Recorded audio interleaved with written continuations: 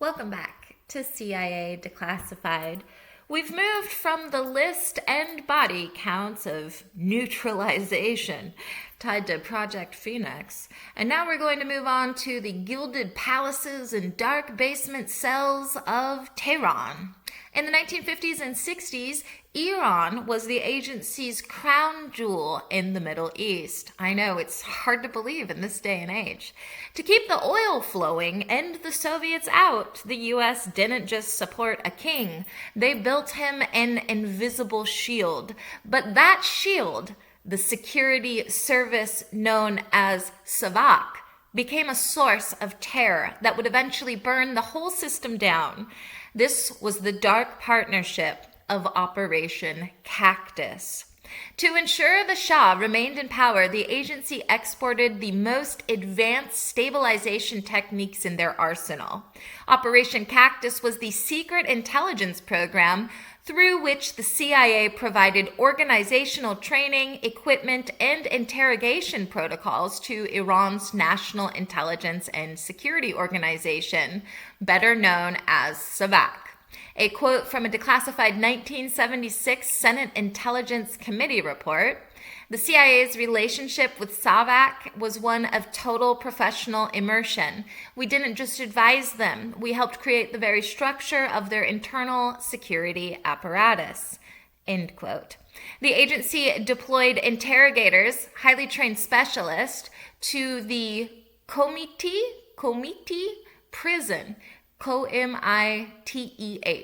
It's in Tehran, to instruct SAVAK agents in scientific interrogation, which focused on psychological pressure and sensory deprivation.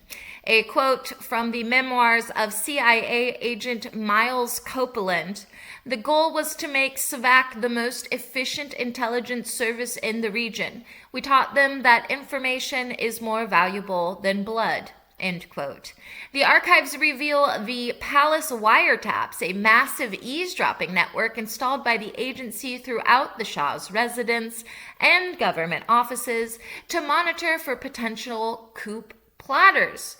Operation CACTUS utilized surveillance vans disguised as bakery delivery trucks, packed with German-made recording equipment to intercept student communications in Tehran.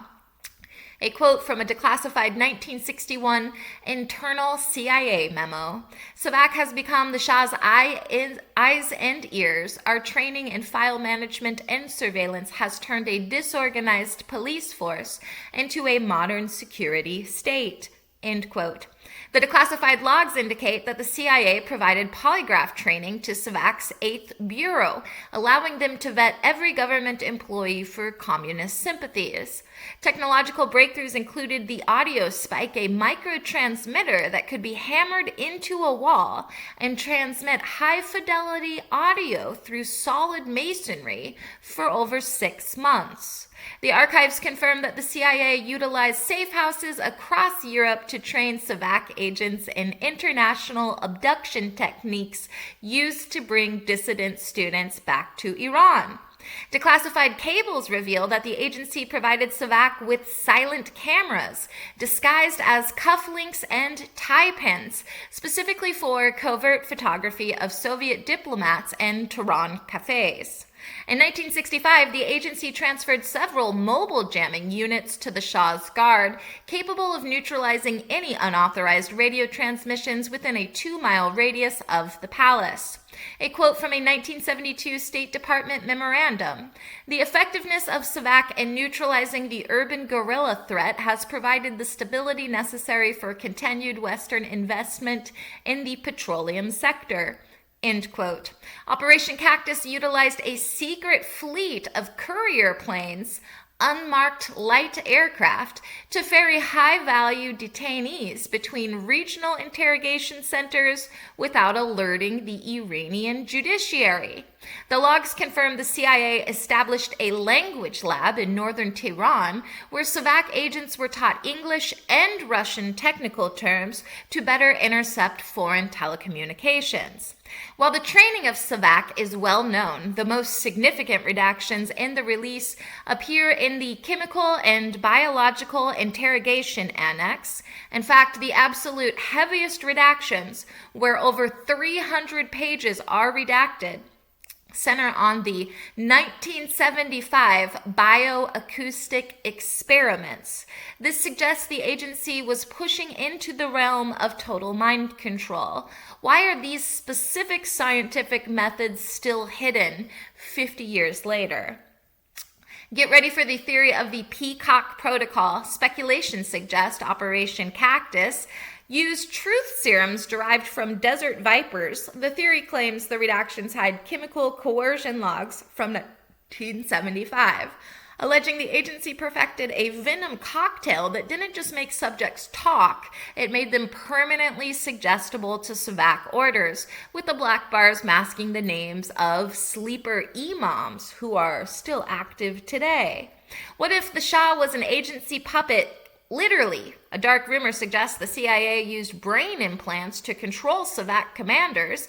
The theory claims the redactions in the neurosurgical manifest from Tehran hide the results of biotelemetry trials, where the agency could monitor and influence the aggression levels of top generals via radio frequencies, and the black bars hide the frequency range used.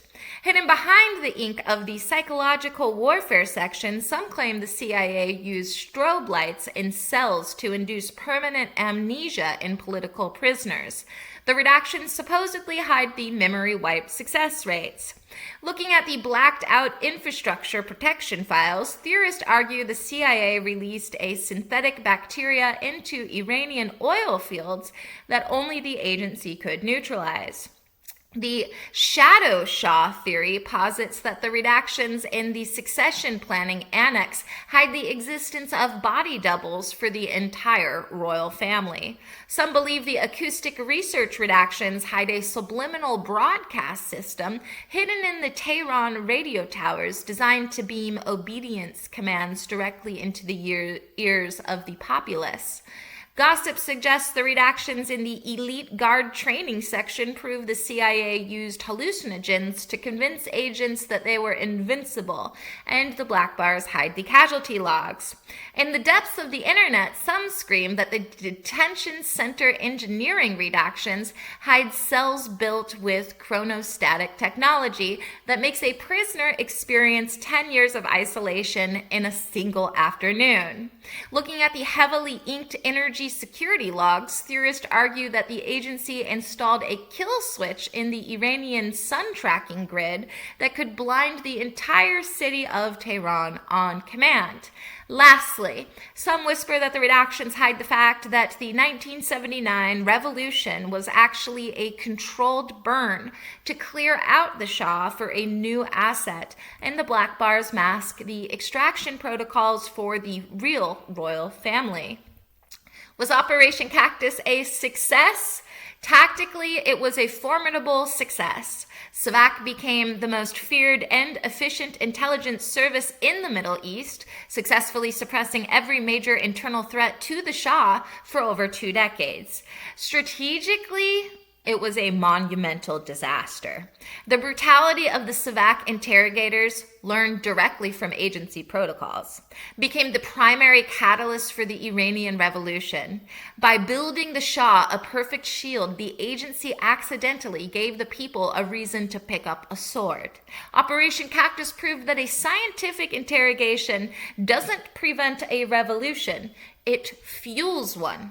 As far as technological and operational breakthroughs go, the Desert Cell left a permanent mark on the world of intelligence, such as total surveillance interrogation, the first successful implementation of national monitoring, connecting wiretaps, mail opening, and informants into a single database. Modern interrogation doctrine, the formalization of psychological coercion, moving away from crude violence toward the science of the mind. Covert liaison models, the perfection of the proxy service model, where the agency builds and runs a foreign intelligence service from the shadows. And urban infiltration, advances in street-level surveillance using disguised vehicles and civilian fronts to monitor an entire capital city. Operation Cactus shows us that the agency can build a cage for an entire nation, but they can't always control the beast inside. As the files reveal, some cells only hold the truth until the door is kicked in from the outside. Thanks for listening, and join us next time as we examine Operation Wapen. In 1957, the agency tried to topple the Syrian government, not with an army, but with a lie. Operation Wapen was a masterclass in radio propaganda. We'll uncover the transmitters, we'll look at the hidden scripts, the fake military coups, and the moment the agency realized that a broadcast can be just as deadly as a bullet. Join us next time for the voice of the ghost. In the meantime, I'll see you in the archives.